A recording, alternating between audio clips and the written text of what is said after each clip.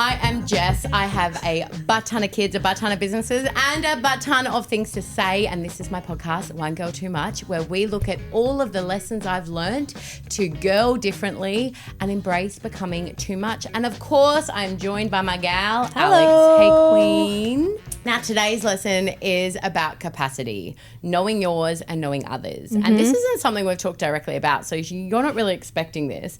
But to be clear, when I'm talking about capacity, I'm talking about a capacity of doing and a capacity for caring.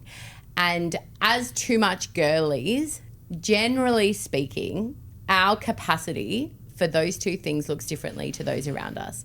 And it's very easy to live a life of frustration and resentment, whether it is in social circles, family, partners and romantic relationships. It's like, why can't you just be like me? Absolutely. And particularly in business. Because we're perfect. Absolutely. But we don't know what we don't know. Yeah. And I think it's been really fundamental as both a wife, specifically as a human with complexities in family and culture, as a Christian and as a business owner. One of my mentors has been fundamental in helping me understand the capacity differences and how unfair it is to expect from others what they're not capable of. Yep. And even in our business, I'm not capable of replying to text messages. Oh my gosh, Alex, Queen, you are capable of It was good replying. last night. Oh, holy God. The replying to text is a thing, or Slack, in case you're wondering. But, you know, if we look at an example of this, one that shows up a lot is in team members, right? If you've got junior team members, and Alex's like first week, she was like, this girl didn't do this. Like, and I was like, yeah, she's not you. Like, those thoughts aren't going to come to her all by herself. Yeah. How have we set her up for success? But also, you know, I can achieve more before the sun is up than most do all day. And I would be continually frustrated if I expected others to operate the same way.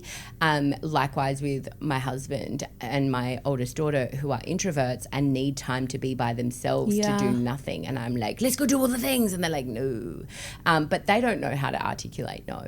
So I spent many years sitting in a very resentful place of people around me in all circumstances, because I'm like, why is everybody annoying and dumb? And I'm not gonna lie, I do still feel like that sometimes, especially having open to me the emails you get. I'm like, anyway, I digress. But it is really important to go back and have a look at people's capacity, and when hiring and dating and making friends, learning that about them is really key. But I also think understanding your own is pivotal. Like when I started working with you, I obviously came off mat leave, and my capacity I thought was the same that it was before I had a baby, working, you know, sunrise to dawn, whatever. Is that the same thing? Sunrise to dawn? Yeah. Sunrise to sunset. And it not affecting me. I could work all day long. I found joy in it. It fulfilled me. Now I don't have that capacity. And it's not until I got into this role that I was like, wow, I cannot do what I used to do. No. And how do I pivot and how do I change my mindset around that? And vice versa. I think you've also had a journey with like your capacity for parenting. Yeah. I have a very low capacity for parenting. Yeah. I'm a great mum for an hour. Yeah. That's what you're getting. Like, my patience runs thin. I'm speaking to extremes. I do parent for more than an hour sometimes. But most days. But yeah, knowing what your capacity is. And I find myself getting really strict with people and boundaries. And I have definitely developed boundaries for myself. And that's a process we're going through together. I know when I'm working too much. Yeah. But my ability to work is 10 times other people. So when you're looking at me going, oh my gosh, like, are you okay? Like, You're like, I love this. I'm good. And I know where my lines are, but I also know how to protect my capacity. And so if I'm having a season of hustle, which this year for me was a season of hustle, I knew that I was getting things done. And it was going to take everything out. I increased my support in my housekeeper, my gardener, my daycare, etc. I send a message to my girlfriends and go, hey, I'm alive. Your prob's not going to hear for anything from me. If you're dying, please sing out. I make sure that the people around me and the systems around me, and I remove as many decisions as I can. And I know those lines of my capacity now. now. Yeah. And I think there's such power in going, I know this is going to drain my capacity. I know that's not, but even more power in being really mindful you don't compare your capacity to others. 100%. And when you get rid of that feeling, it weighs you down when you realize you've got it. That feeling of resentment you have towards other people and disappointment and all of these negative feelings. When you let go of feeling like that and you're just like, they're them, I'm me, it's great. Yeah. It's great. One of the most powerful moments for me around this was talking to my mentor at the time around some relationships I had that just felt like a kick in the zhuzh all the time. Like there was never any joy that came out of this relationship for me. And I think that when we talk about capacity, we're also talking about a caring emotional capacity, how people actively respond and see you. And if she turned around and said to me, you are gonna keep feeling like this if you keep expecting a reaction they're not going to give you, if you keep expecting behavior they're not capable of. Yep.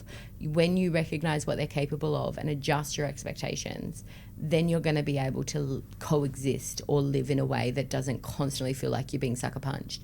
And that was fundamental and something I've taken into every aspect of my life, including my children, as I have pretty high standards for my kids, and I've got to be careful I don't tip that line too high. So really having a look at what are they capable of versus as them as individuals, not age related, not skill related, not education related. What are they as people in terms of how emotionally synced they are and their life experiences and their ups and their downs.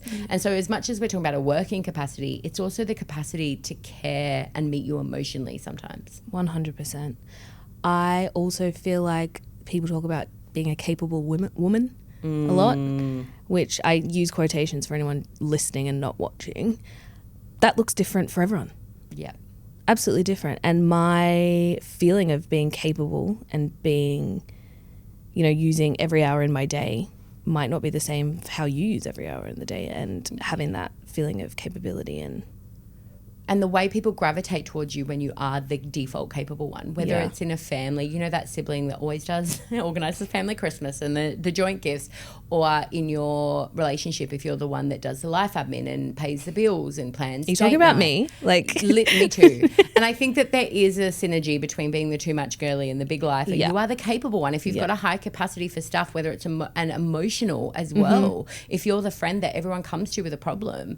And when you have such a high capacity and you take on and you take on and you take on and you take on, when you fall, well, boy, it's hard. Do you fall? It's like that breaking moment of like, I've got nothing else, because we can handle so much. Yeah. When it's too much, it's a lot. Whereas when you have a lower capacity for stress or work or emotional resilience, you're dealing with it as it comes. We kind of build, and then when it crashes and burns, crumble. It is like Mount Everest falling. Yeah. And so learning to know how full my cup is and how to build my capacity back up and how to protect my capacity and remove things that shouldn't drain was also part of that journey. I think protecting capacity is very important. But extremely. You and I, at the same note, are not great at asking for help. No. So it's like I'm capable and therefore everyone throws everything at me, big problems, small problems. And by default, as wonderful as some of the people around me, whether it's kids, partners, team or parents, a huge issue I have is I produce entitled and somewhat lazy people because I solve their problems. It's just easier for me to do it. I'll just do it. I'll just take this off your plate. I'll just do this. And I care a lot about them too. So when they're stressed, I'm like, da-da-da. And I'm so attuned at the moment of how important it is to let people be uncomfortable, particularly my kids and my staff. How important it is to let them wrestle that problem by themselves. Yeah. How important it is to let my kids be bored and to fail. The fact we shove an iPad in front of their faces every time we need to get things done. It's like, don't you remember as a kid go outside? Going to sleep under the table. Our dad was at a party, or just having some problems you have to deal with yourself sometimes. I just love them so much, and I've provided this blessed life, and I just want to make their life easy and happy and fun.